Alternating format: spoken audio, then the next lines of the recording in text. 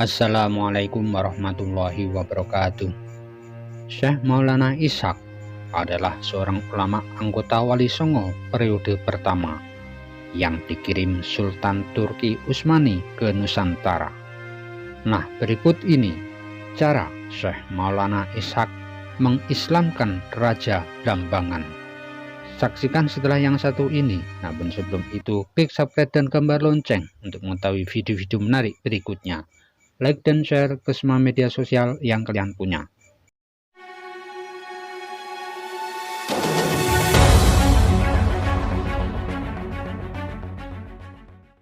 Syekh Wali Lanang atau Syekh Maulana Ishaq tiba masuk ke Jawa. Tempat pertama yang ia tuju adalah Ampel Denta. Dalam bukunya Tinjauan Kritis tentang Sejarah Banten mengemukakan bahwa Syekh Maulana Ishaq datang ke Jawa setelah Raden Rahmat atau ketika Sunan Ampel Denta menetap di Ampel. Kala itu Sunan Ampel sudah mempunyai banyak santri.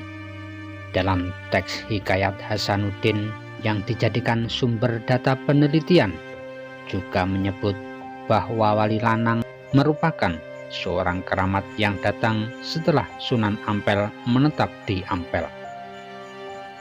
Sementara itu, buku Kisah dan Ajaran Wali Songo karya Haji Lawres Rosidi mengisahkan dakwah Syekh Maulana Ishaq di Kerajaan Blambangan. Disinilah beliau menunjukkan karomahnya. Lawres Rosidi berkisah pada awal abad 14 Masehi.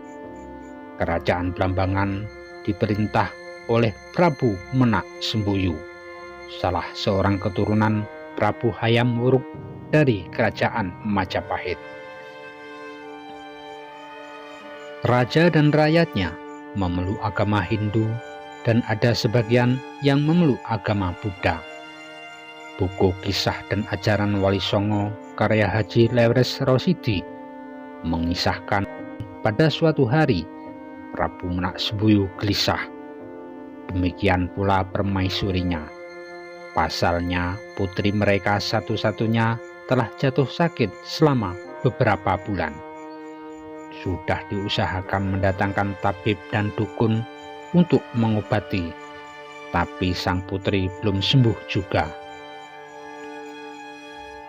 Memang pada waktu itu kerajaan Blambangan sedang dilanda pakebluk atau wabah penyakit.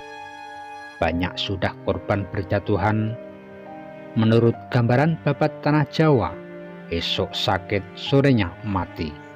Seluruh penduduk sangat prihatin, berduka cita, dan hampir semua kegiatan sehari-hari menjadi macet total. Sang Prabu hampir putus asa penyakit yang diderita putrinya.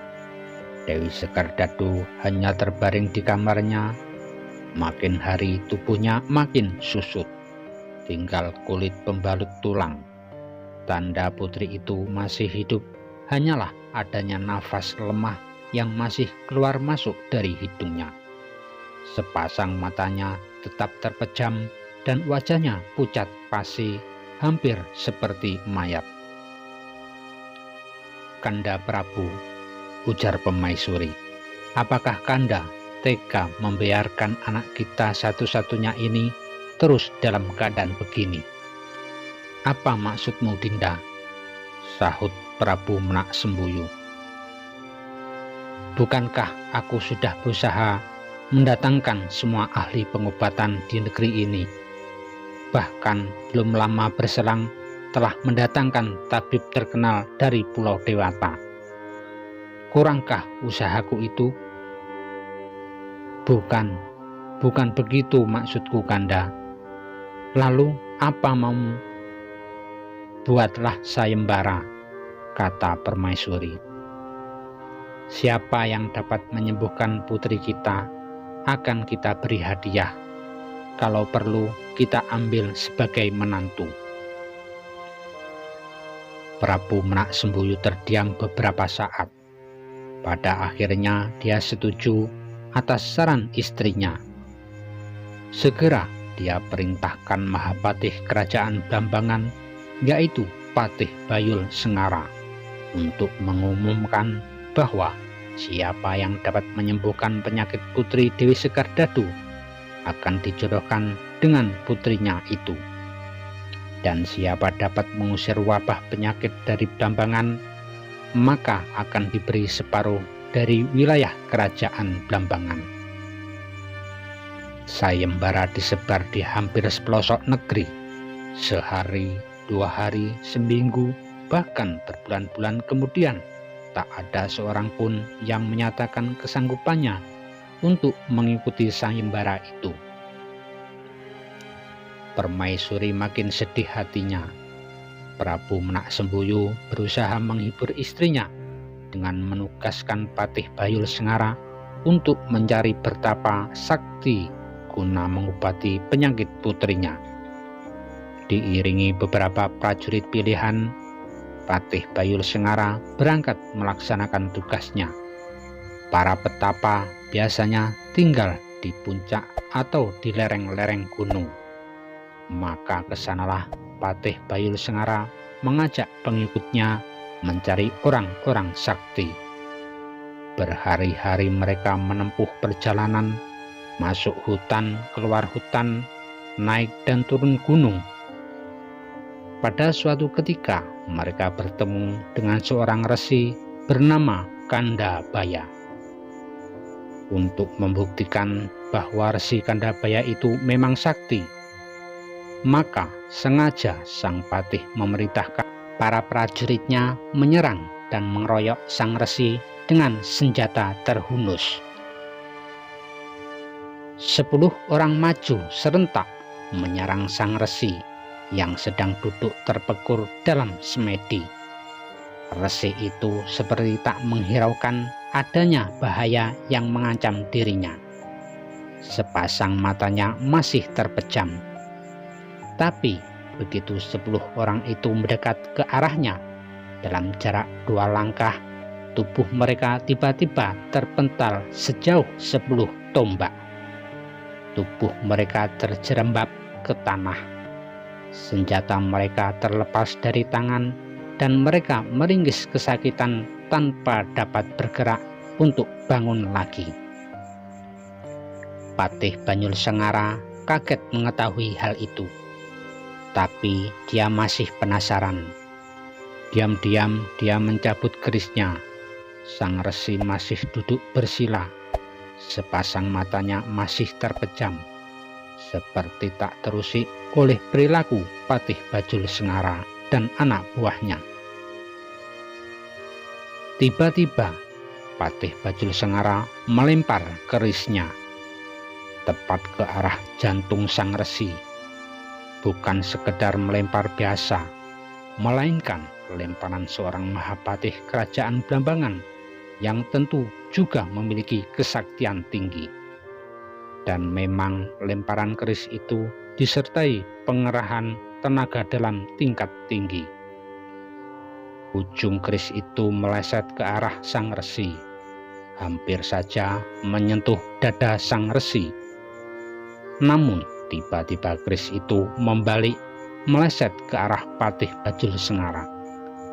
Patih Bayul Sengara melengak. Secepat kilat dia merundukkan badan. Keris itu meleset di atas tubuhnya, menghantam sebatang pohon yang cukup besar. Tinggal gagangnya saja yang tampak.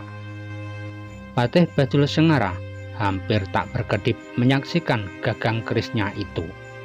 Belum lagi hilang rasa terkejutnya sang patih. Dilihatnya batang pohon sawu itu mengeluarkan asap dan kulit pohon itu menjadi hitam. Tak lama kemudian buah dan pohon sawu itu rontok, berguguran ke tanah. Serta merta Patih Bayul Sengara menjatuhkan diri, berlutut di depan sang resi. Resi Kandabaya masih dalam sikap pemula, duduk bersila dengan mata terpejam, seperti tak pernah terjadi suatu apa. Ampunilah kekurang ajaran hamba. ujar Patih Bajul Sengara dengan terbata-bata. Tak ada reaksi dari sang resi. Tiba-tiba ada seekor merpati putih hinggap di depan sang resi. Merpati itu meletakkan selembar daun lontar yang dijepit di paruhnya, dan sesaat kemudian merpati itu mengeluarkan bunyi. Aneh. Sang resi kemudian membuka sepasang matanya setelah mendengar suara si merpati. Sang resi tersenyum dan segera mengelus-elus sayap merpati.